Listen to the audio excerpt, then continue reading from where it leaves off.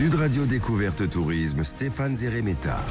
Et nous allons partir avec vous, Stéphane, et avec le Petit Futé, du côté de Pont-Audemer et la vallée de la Risle. Absolument, bonjour Laurent. C'est vrai qu'on va dans l'Eure, donc du coup, et on est sur une escapade normande. On est quoi? On est à 1h30 de Paris, on est entre canaux, les marais, les chaumières, des forêts, des vieilles pierres. On est au cœur de la vallée de la Risle. Alors c'est vrai que c'est une rivière qui prend sa source dans l'Orne, qui rejoint la Seine, du côté de Berville-sur-Mer, donc 150 km de parcours. Et cette rivière, elle façonne vraiment tout le paysage, des prairies, des canaux, on a plein d'étangs, des zones humides, des petits bras d'eau, c'est vraiment tout mignon. On est dans une Normandie douce, verte, c'est humide, tout juste ce qu'il faut. Bon, on vient chercher du patrimoine, on va en avoir, on aura du calme, on aura de la nature, et c'est qu'on est vraiment dans un décor qui est absolument magnifique, pas un truc qui est fait pour les touristes, qui est vraiment tranquille, de la vie. Bon, alors du coup, Pont-Audemer, c'est vraiment aussi charmant que ça? Oui, c'est absolument charmant. On a le centre historique qui est un véritable coup de cœur. On a les deux bras de la Risle qui traversent la ville. Alors, ils sont reliés par des canaux pittoresques. On va traverser des ruelles médiévales. Il y a tout plein d'impasses, de petits ponts, des pierres. Donc, des anciens lavoirs aussi, de magnifiques hôtels particuliers, des maisons à pans de bois. Ça se regarde un peu dans l'eau, comme des coquettes du XVIe siècle. Et puis, il y a aussi cette histoire de tanneurs, parce qu'au XVIIIe siècle, Pont-Audemer, c'était tout de même 150 tanneries. Et aujourd'hui, enfin, les canaux qui servaient au travail du cuir, ça donne tout le charme de la promenade. Et côté patrimoine, on va visiter quoi? Alors, l'église Saint-Ouen est monumentale. Elle est aussi délicieusement inachevée parce qu'au XVe siècle, ils ont voulu la transformer en cathédrale, puis ils ont arrêté le chantier, je sais pas trop pourquoi. Résultat, on se retrouve avec une façade avec une tour haute, une tour basse, un peu comme si l'église avait une mèche rebelle. À l'intérieur, il y a de superbes vitraux, 14 verrières anciennes, un l'orgue aussi qui est absolument exceptionnel, qui date du XVIe siècle. Et en visite, donc quand on est à Pont-Audemer, on a le musée Alfred Canel. Là, lui, il est dans la maison d'un érudit local avec une bibliothèque qui regroupe 15 000 livres du 15e au 19e siècle.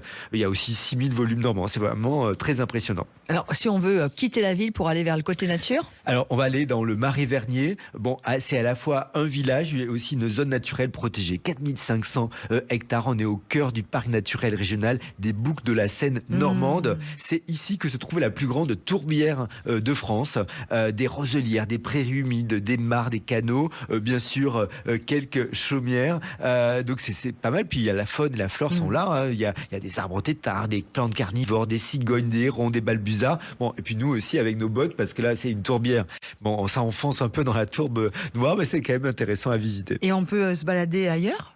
Oui, notamment il y a la forêt domaniale de Montfort-sur-Isle. Là, on va croiser des résineux, des chênes, des hêtres. Donc, c'est une forêt vraiment très sympathique. Bien sûr, habitée également, des chevreuils, des sangliers, des blaireaux, des rapaces, des petites libellules qui seront moins inquiétantes. En tout cas, c'est vraiment le grand bol d'air. Et puis, juste à côté, on a les vestiges du château médiéval de Montfort. Là, on domine complètement la vallée. On plonge dans la Normandie ducale avec Hugues de Montfort, Guillaume le Conquérant, Jean Santerre, donc de la grande histoire tout de même, avec vue panoramique. Et moi je propose tout simplement d'y faire un pique-nique. Oui, mais alors avec du camembert, on est en Normandie, mais pas que. Et pas la que. pomme, qui règne en majesté. Alors pomme dit pomme fraîche comme ça, ou une petite compotée ou croquante, ou du cidre, du calvados. Il y a toujours à boire en France, il y a toujours, avec modération. De quoi faire. En tout cas, il y a plein de vergers, des variétés locales. Cette vallée de la Risle, elle a ce goût normand très net, entre